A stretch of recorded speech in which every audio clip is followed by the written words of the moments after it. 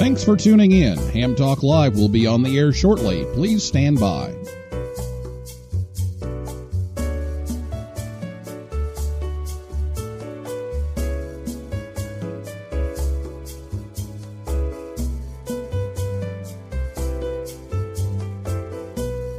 Thanks for tuning in. Ham Talk Live will be on the air shortly. Please stand by.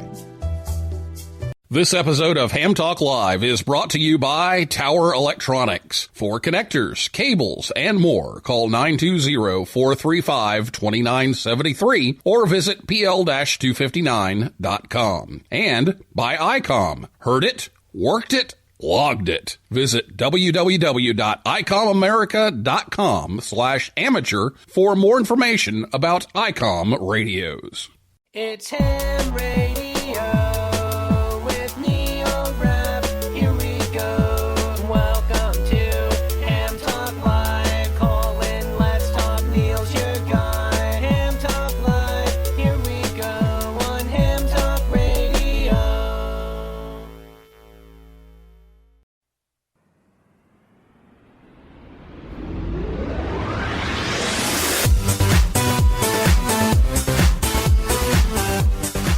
Hey, good evening, everyone. It's time for Ham Talk Live, episode number 182, the Collegiate QSO Party 2019, recorded live on Thursday, September 19th, 2019. I'm your host, Neil Rapp, WB9VPG. Thanks for tuning in to this episode of Ham Talk Live. Tonight, we're joined by Andy Milluzzi, KK4LWR, and Tony Milluzzi, KD8RTT, and we will take your calls live in just a few minutes. Last week here on the show, Dave Swartz, W0DAS, and Matt Deutsch, N0RGT, were here to talk about the 100th anniversary of WWV and the special event station coming up here in just a couple of weeks. And if you missed that show, you can listen anytime. Just go over to hamtalklive.com and click on it, or you can go to your favorite podcast app or on YouTube, and you can also catch the rebroadcast of the show on WTWW 5085 AM. That's Saturday evenings at about 6:30 p.m. Eastern Time. Boy, there's a lot going on this weekend. I've got two ham fests within driving distance, and the Voice of America's got an anniversary coming up, and there's just so many things going on. And then we're going to talk about the Collegiate QSO Party going on this weekend as well. But I want to remind you of a few of the events coming up, and this one's a few weeks away. But don't forget about the 100 Watts to the Wire Fallout. It's Fallout season once again, and that third annual event is held by 100 Watts to the Wire podcast. That's October 11th through the 13th. And Christian, K0STH, says it's time to get outdoors and enjoy radio before the chill arrives over here in the U.S., in the Midwest anyway. So while it's not a contest, there are some prizes for participants who earn 25 points for contacts with some of the special ops, and each operator is worth 5 points, and some gifts in there. So check that out. For more information, go to 100wattstowire.com/activities, and you can get more information about Fallout. Now, on Saturday, it's the National Voice of America Museum of Broadcasting's special event station. They're on the air from 1400 to 2100 Zulu on Saturday. They're celebrating the 75th anniversary of that Voice of America Bethany relay station just on the north side of Cincinnati. So look for them on 40 meters and 20 meters as WC8VOA, and they're having a big fundraiser and dinner and everything for the 75th anniversary that evening. So some of the regular museum hours will be a little different on Saturday, but from 1400 to 2100 Zulu, you can catch them on 40 meters or 20 meters. So make sure you check that out. And also this weekend, as we mentioned, is the Collegiate QSO Party, which is our topic tonight. So have your questions ready to go. And if you're listening to us live on Thursday night, you can give us a call after the interview Let me give you the phone number. It's 812-NET-HAM-1, 812-638-4261. You can also send a question via Twitter. Our Twitter handle is @HamTalkLive, and I'll give you that number again a little later in the show so you can call in. And one last thing, thanks to Marty, NN1C. He worked on the other phone system last night and got it back up and running, and we're working on getting that finalized, and we've got a new phone number and new system, and you'll be able to hear the show while you're on hold and everything. So that's just a week or two away, hopefully. So thanks to Marty NN1C for making all that happen last night. So I'll be back with Tony and Andy right after this word from ICOM right here on Ham Talk Live. Heard it, worked it, logged it. It's time to get the transceiver that's best suited for your lifestyle. ICOM offers a variety of high-performance and innovative products. Make the most out of contest season with one of these ICOMs today. The IC7610 is the SDR every ham wants. This high-performance SDR has the ability to pick out the faintest of signals, even in the presence of stronger adjacent ones. The IC7610 by ICOM is a direct sampling, software-defined radio that will change the world's definition of an SDR transceiver. It has RF direct sampling, 110 RMDR, independent dual receiver, and dual digicel. The IC7300 is changing the way entry-level HF is designed. This high-performance, innovative HF transceiver with a compact design will far exceed your expectations. With RF direct sampling, 15 discrete bandpass filters, a large 4.3-inch color touchscreen, real-time spectrum scope, and SD memory card slot. And, of course, the IC7851 keeps your competitive contesting edge with faster processors, higher input gain, higher display resolution, and a cleaner signal. ICOM's IC7851 is the pinnacle of HF perfection. It has dual receivers, digital IF filters, memory keyer, digital voice recorder, high-resolution spectrum waterfall display, enhanced PC connectivity, and an SD memory card slot. For more information on ICOM radios, be sure to visit icomamerica.com/amateur. We all started out with nothing and still have most of it. You're listening to Ham Talk Live with Neil Rapp.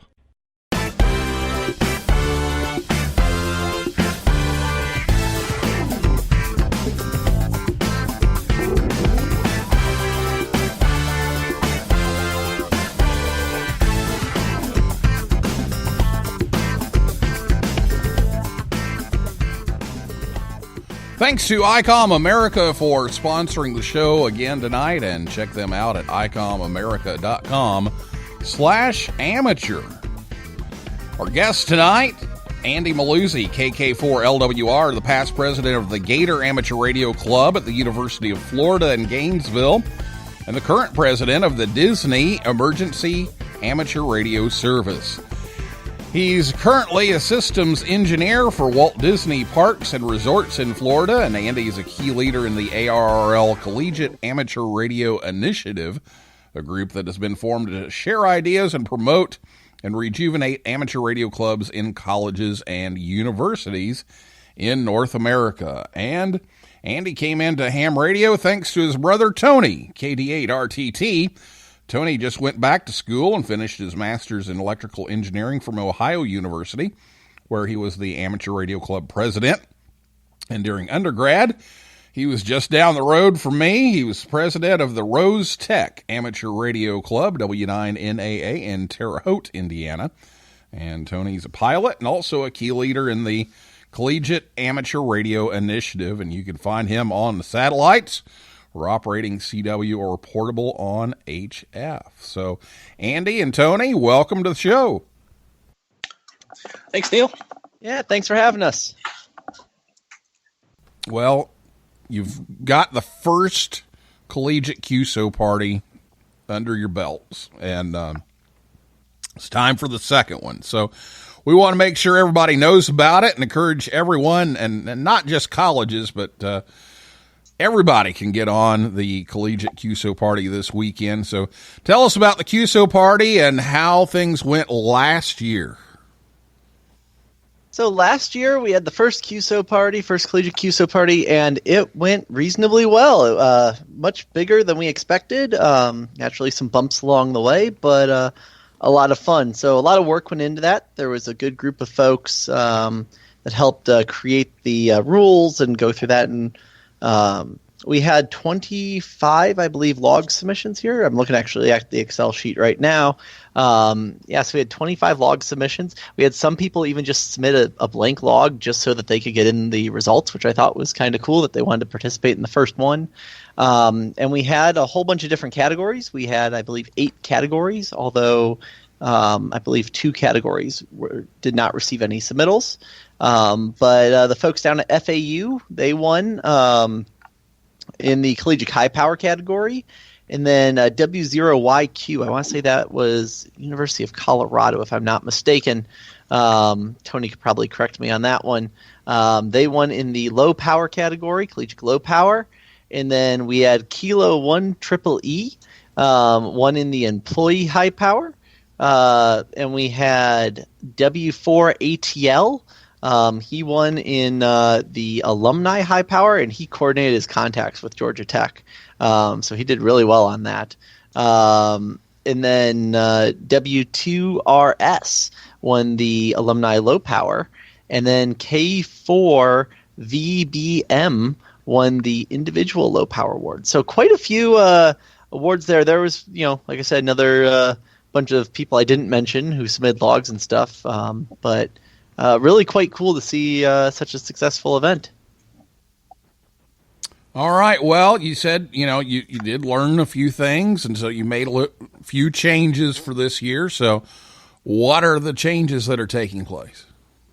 Yeah, so our main, we kind of did a survey after the fact, since this is our first run, see how it went. A lot of the feedback we got was, let's make this a little simpler, a little easier in terms of exchange and in terms of multipliers and that sort of thing. So kind of simplified things. We took away the mascot aspect of the exchange and really simplified multipliers down to alumni and college clubs. So it's much simpler this year. It should be easier for people to make contacts and log them, but also still allow people to kind of work out, continue to go outside of just the quick exchange for a QSO and kind of talk about their school and tell people what they're doing in their university club. Okay, so tell us how we can operate in the QSO Party. What is the exchange now? And tell us about, how individuals can do that, and then also how the colleges can participate. So probably the easiest way to participate is to get on the air. Like any contest, get on the air. That does help. Yeah, it really does. And that's really about it. We allow self-spotting. You can have multiple receivers, that sort of thing. But if you're an individual, you can just get on the air and you can chase college stations. If you follow the Facebook page for the Collegiate Amateur Radio Group initiative on like I said, the Facebook page here, there's been a post going with a lot of schools saying that they're going to be on the air, where they're going to be. If you are a college club, you can just get on the air and you can join the Facebook group and totally let people know. But you can get on the air, spot yourself, all that sort of stuff so people find you. And the easiest way probably to find more information is it's collegiateqsoparty.com. We'll take you to the page with all the rules and breakdown. Yep. As far as the exchange goes, so try to keep it relatively simple. So call sign, a school identifier that's consistently used. So it could be a school name or abbreviation, but whatever the school club uses. Signal report, RST, and your operating class, of which there are 5 this year compared to the 8 in previous years. Okay, so you can check all that out at collegiateqsoparty.com and get on the air and talk to some of those. And again, the idea is for college stations to be on and work, but there's some emphasis too on alumni because that brings in more contacts. Yeah, so one of the things that we wanted to do with this contest was we wanted to make it a little different than other ones. We wanted this to be a way to start conversations between students and alumni of their school. Amateur radio is a really unique and special hobby, so if we can find a way to nurture and grow the programs, we wanted to leverage that. So in this particular contest, there's actually a 3 times multiplier when you as an alumni work the college you went to, or when you're a college station working alumni from your school, or even when you're a alumni working another alumni from your school. So we're really trying to push that networking aspect to this event, and maybe that turns into either a long-term relationship with the club. Maybe you find out some other special events they do and you get on the air with them. We're hoping that this is a springboard to help grow and foster amateur radio in the collegiate space. Okay. And I probably should note on the alumni end, just as a note, it doesn't necessarily mean you had to be a ham when you went to the school, or you didn't have to be a member of the club. Just if you went to that school in any capacity, you can count yourself as an alumni there. So, try to keep that open and just, encourage, like Andy said, encourage those connections and conversations. All right. Very good. Well, that's a little bit about the Collegiate QSO Party. And that's, again, taking place this weekend, actually less than 24 hours away. So be sure to check that out. And we're going to come back here in just a couple of minutes, and we're going to take your calls and your questions. So give us a call at 812-NET-HAM1, 812-638-4261, or tweet us at Ham Talk Live, and we'll take your questions, and we'll talk a little bit more about college contests and activities and the Collegiate QSO Party when we come back right after this word from Tower Electronics here on Ham Talk Live. Thank you for a lovely dinner. Aren't you going to ask me in to solder some PL259s? Well, I do have some from Tower Electronics. How can I refuse? Consider the sophisticated quality of PL259s from Tower Electronics. From soldering supplies to adapters, connectors to cables, and all types of connectors, Tower Electronics has the parts you're looking for. Well? Just one more connector? You know I love your PL259s. Then by all means, take some with you. Don't be caught without PL259s. Visit Tower Electronics at a Hamfest near you, or visit them online anytime at pl-259.com, or call 920-435-2973. They also have ham sticks, mobile antennas, and meters, too. See the whole catalog. Go to pl-259.com. Tower Electronics, the ham's dime store since 1978. Join the conversation. Give us a call at 812-NET-HAM1. That's 812-638-4261. Now, here's more Ham Talk Live.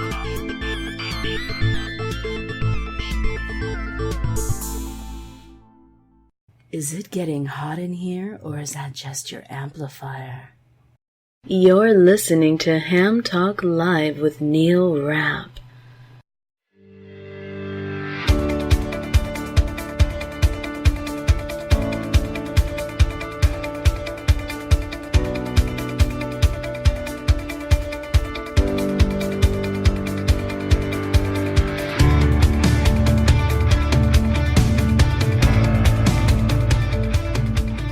Thanks to Tower Electronics for sponsoring the show.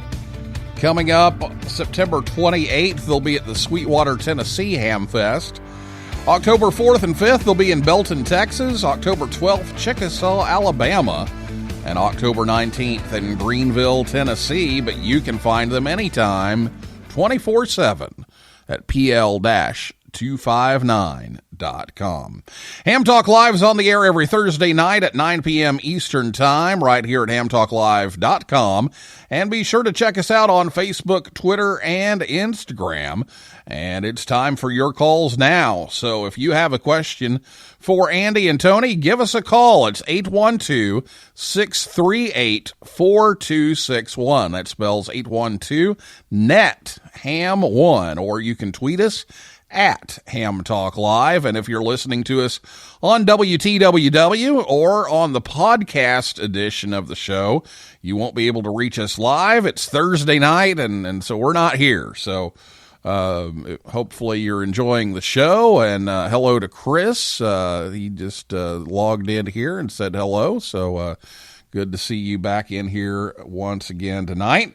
So if you have a comment, you can also type that in on Spreaker if you're listening to Spreaker. That's what Chris did. So give us a call, 812-638-4261, and we'll take your questions about the Collegiate QSO Party, as well as other collegiate things. And speaking of other collegiate things, the Collegiate QSO Party is another a cog in the system here. The idea is to, build up to something every month or so that's tied in with schools and universities. And so this is just one more of those activities. So talk a little bit about some of the other activities and how that progression is coming along. So one of the things that Tony and I both found when we were running our clubs was having consistent activities and something to always look forward to or work towards tended to make more sustainable clubs. So contesting is a great way to get people on the air. It's a great time up in the shack too. So we're trying to piggyback sort of on the calendar year and make sure that there's a number of opportunities for clubs, for collegiate clubs. So the idea with the QSO Party here was in September when you're heading back to school. It's a great time to get people on the air or show people amateur radio for the first time. Part of the bonus points that we offer is actually operating a portable station, in your quad or somewhere, a public out on campus. It's on a Saturday, so you could do it as a tailgate for your football games. A lot of different opportunities. By the way, Kentucky lost. Just saying that, Neil. Yeah. You had to get that in there. Oh, after last time, I had to make sure. Go Gators! But just about got you though. Yeah. But that's a good September event. Good thing, after your activities fair, something to look forward to.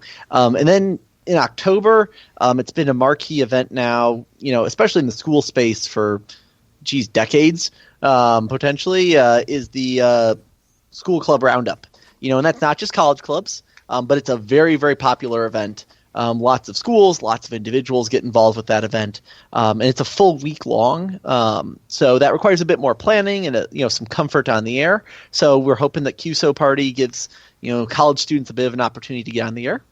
Regular school students can totally work colleges in the QSO Party, maybe find out a little bit if they're thinking about going to a school, learn about their club or something. But that will set them up for the school club roundup in the fall here, and really sort of let them be engaged. And that sort of gives them something, contest-wise to look forward to a couple of times in the semester. In addition to many of the other contests, they're just sort of open season. And then when you come back in the spring semester, we have the North American QSO Party, and they have the Collegiate Championship right there in January. So that's late January, which is also when the ARRL Foundation scholarships are due for college students. So if there's any college students listening, be sure to apply for those. And they're usually due at the end of January. And that's a great opportunity, like I said, as well, to start off the semester right and have a good event. And then following up in February, we have the school club roundup again, which Lou and company have done a great job with, like I said. And, that's another activity. That's actually how Neil and I first met, was on the forums for school club roundup. And there's a lot of fun to be had there. And that gets you into late February. So that brings you more or less to spring break time. So schools can then, after spring break, you can either do some antenna building, some fox hunting, or join in some of the other contests. And part of what we've tried to do with the Collegiate Amateur Radio Initiative and the Facebook group in particular is kind of have a central resource of that people can discuss these events and also discuss other events they'd like to do. We're trying to make this very much a community-driven thing. So, there's these great events on the calendar already, people can come up with other things in between. If there's interest, we can do more of these collegiate QSO party type events and kind of fill it in. So, we're trying to have a little bit of a structure, us and other groups have also, and then also provide a way for people to, take the next step themselves with their club to fill out their school year and keep people active and get, drive new interest to the hobby. And there's also the RITI version of the North American Collegiate Championships now too. So we've got the sideband version and the RITI version. So that's another one that's in there. Mm-hmm. And over on yotaregion2.org, YOTA region2.org, we try to keep up with all of these things. So that's one place too that you can go to catch up with all of the activities revolving around young people. So make sure you check that out. And ICOM America's been gracious enough to sponsor the website for that. So be sure you check that out at yotaregion2.org. But there's a lot of things going on. Yeah, and actually shout out to ICOM as well. Last year, without even any asking or prompting, ICOM reached out to us and hooked us up with some swag for the winning schools. So that's really cool because a lot of schools, amateur radio clubs don't have a lot of giveaways. They might do a T-shirt or they might do a polo shirt, but they don't really have a lot of stuff for like new members or to give away at activities fairs. So ICOM stepped up for that last year, and that was really cool. So we want to thank them for that. So there's all kinds of these things going on. You just gotta be aware of them and get on the air. And School Club Roundup's about a month away. It's the third week of October, and looking forward to that in the second week of February. And I can definitely agree with what Andy's saying here with, having activities that you look forward to and prepare for. It really gives you, some motivation and some reason for doing what you're doing. And at the high school level, that's key.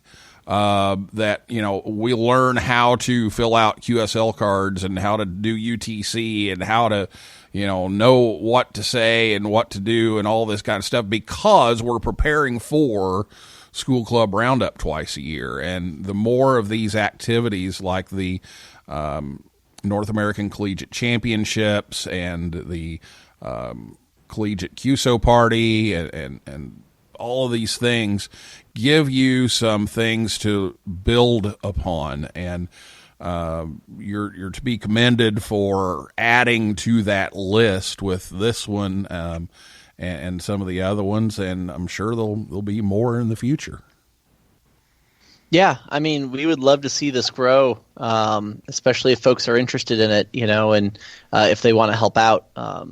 It's a cool way to recognize and celebrate, sort of the new hams in the group.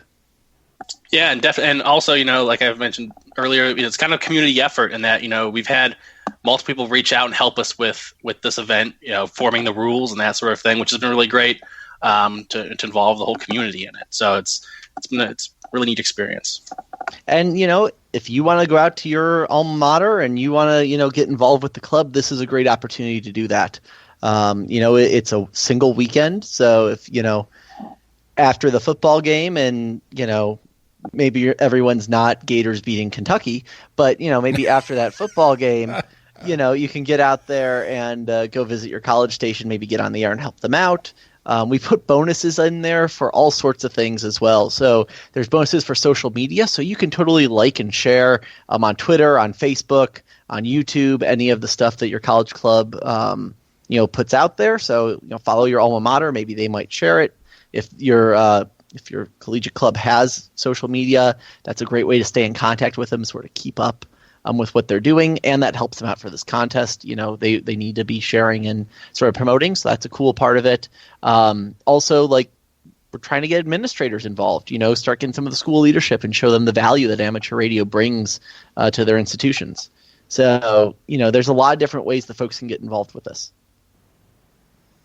Well, if you have a question or a comment, give us a call at 812-638-4261, 812-NET-HAM1, or you can type to us on Spreaker or over on Twitter. It's at Ham Talk Live, and we'll be checking that again a couple of times here. In fact, let me check that again right now.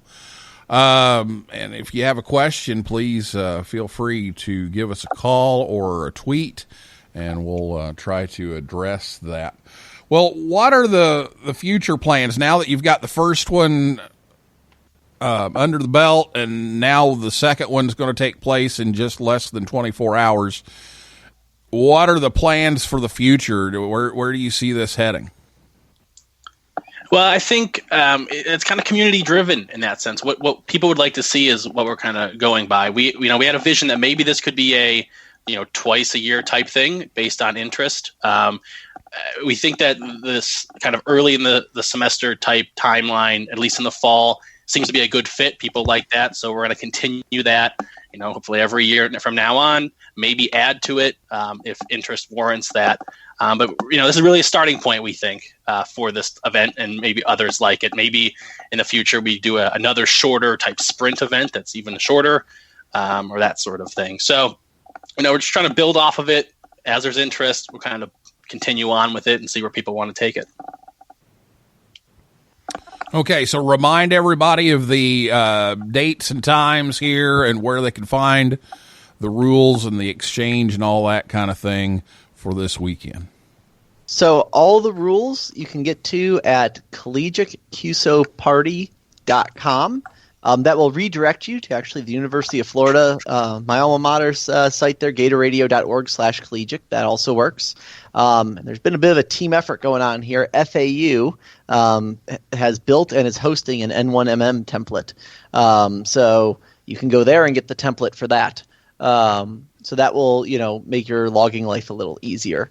And that can either be linked to directly from the gatorradio.org/collegiateqsoparty.com page, or you can actually get to it by going to s.fau.edu/CQP.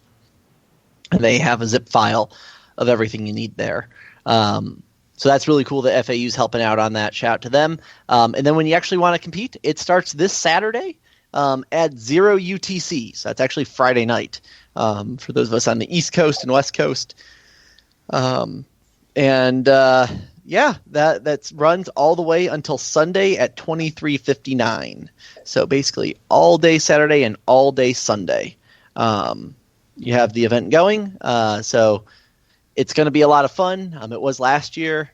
So I think it'll be a great time on the air.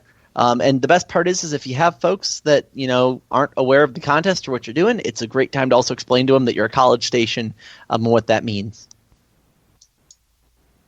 And by the way, I just have to put this in here. Our quarterback went out last week, like for the season. So did ours. That was our backup quarterback. So was ours. Those 19 points in the fourth quarter. And we were winning most of the game. Yeah, but our backup quarterback got 19 points in the fourth quarter. Okay. All right. So the Gator Wildcat controversy continues here on Ham Talk Live, and it was about this time last year. It was a little later, but similar. Yeah, it was just before the Gators played them. Yeah, yeah, it was. Look at that. Yeah. Well, there's Wildcats a rivalry, and the National Collegiate Championships. We'll talk about them for a minute. There's some rivalries going on in it, and this live scoreboard thing.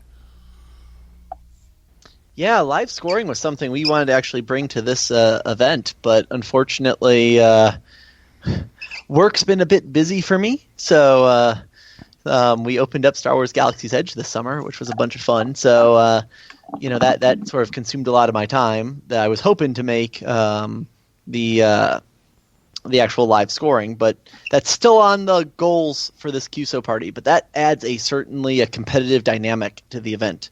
And it's really fun to watch on the Collegiate Championship, and definitely something we want to bring to the QSO party.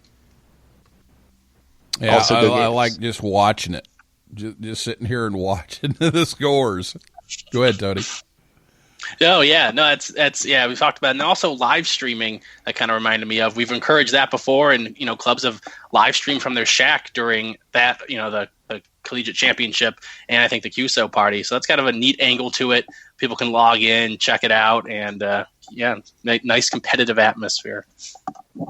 And this is a good recruiting tool. It's the beginning of the school year. It's a great time to get the word out that, hey, we have a ham radio club here at the college. We've live streamed it so you can see it if you can't be here. It's a great recruiting tool so that people know that you're out there and that people may want to get involved. Not to mention those people that get on the air for the first time, they might be a little intimidated. But if they can see people do it, and prepare in their, dorm room before they come over, or they have video of their first contact, that's a really cool memento that not a lot of hams get. So, there's definitely that aspect to, the live streaming and the social media side to this as well. All right. Well, that's this weekend, Saturday, September 21st, 0000 UTC. That's Friday night. Here in the U.S., and then Sunday, September 22nd at 23:59 is the end, and make sure you check out collegiatecqsoparty.com for more information. Well, let's go around the horn here for final comments. Tony? I'd just like to say thanks to everybody who's supported these efforts last year and this year. It's a neat experience. I know, I always talk about how impactful the amateur radio club was for me in college. So it was a really neat experience. I had a lot of fun. I got to do a lot of cool things. Encourage people out there to participate. See if your school has an active club, and if they do, try to get involved with them beyond this. The college clubs can always use help, be that financial or just you showing up to their shack and helping with a new antenna project or something like that. So again, we really want to encourage people to look at collegiate amateur radio and get involved. All right. Andy? I think Tony summed it up pretty well. It's really a unique opportunity to get involved and really shape some of the next generation of hams. Going through college and sort of seeing the overlap between amateur radio and so many other hobbies. You might be like, oh, well, contesting isn't my thing. But if you get active and you show up or you talk to them for this event, maybe contesting isn't your thing. You might find out that club, also has a big interest in satellites or has a big interest in, software-defined radios and is playing with things in different regards. So it can be a gateway to other opportunities. So I really consider folks that, maybe aren't big contesters even to just try getting on the air. If you see that your school's going to be on the air, or if you know someone from your school, bug them to get on the air. Of course, if your school doesn't have an active club, you can go activate your school. That's in the rules as well. If you're a student who's at a school that doesn't have a club, you can totally participate as well. Like I said, this is really about building that network and that outreach. So I really, really recommend that folks get out there and do that. I also say if you have any, comments, suggestions, stuff like that, we're going to do another round of feedback survey after this one. I think that's a good way to get everyone's sort of pulse on things. So if you submit a log, we'll definitely make sure we get another survey. But you can also, get in touch with Tony and I through social media. You can tweet at us. Our Twitter handles are call signs, so KK4LWR for me and KD8RTT for Tony. So if you have ideas that way, you can get in touch with us. And we're really trying to make this the best event we can. The ARL is graciously providing plaques for this event. So we have some really, really cool plaques. They'll be going out. I just started to see some of the artwork concepts come through. So we're really looking forward to that as well in terms of, continuing to support this movement. So like I said, I'm excited going into year 2. We learned a lot from last year. Mainly I learned I should use Google Forms for submitting documents now instead of me doing it through email. And there is a Google form already up on that website. So if you go to collegiatecqsoparty.com, it has all the submittal. You can look through the Google form and fill that out and all that. So we've tried to make this as smooth and painless as a process as possible. And we're looking forward to more logs this year and seeing what this is going to shape up. So I'm excited. All right. Very good. Well, thanks, guys, for coming on the show and talking about this, and wish you much success this weekend with the QSO party, and then there's the special event on, too. So, all the more reason to get on this weekend. So, congratulations on getting through year 1, and best of luck this weekend on year 2. Thank you. And yeah, and we're going to be hosting forums again at both Dayton and Dayton Hamvention and Orlando Hamcation. So, if you're an alumni, if you're just a big supporter, if you're a college student and you want to come out, to those events and share your thoughts, with us in person as well, Tony and I will be there to make sure that is available too. And go Wildcats. And Gators. Go Gators. 19 points, fourth quarter. That's all I'm saying. It's our backup quarterback. I know. All right. Well, that's going to finish things up for tonight. So thanks, guys, for coming on the show. That is a wrap for this week's edition of Ham Talk Live. Thanks to my guests, Andy Milluzzi, KK4LWR, and Tony Milluzzi, KD8RTT, and everybody out in cyberspace for listening in. And I invite you back next Thursday night at 9 p.m. Eastern Time. Now, we had originally scheduled Joe Karsha, NJ1Q, and Michelle Patno, W3 MVP, from the So Now What podcast for tonight, and we had to make a last-second change. So they will be here next week to talk about the So Now What podcast. So for a list of all of our upcoming guests, just go to hamtalklive.com. And if you like the show, please leave us a review. That helps others find us faster. And we'll say 7-3 for now. So this is Neil Rapp, WB9VPG. Once again, saying 7-3, 7-5. May the good DX be yours.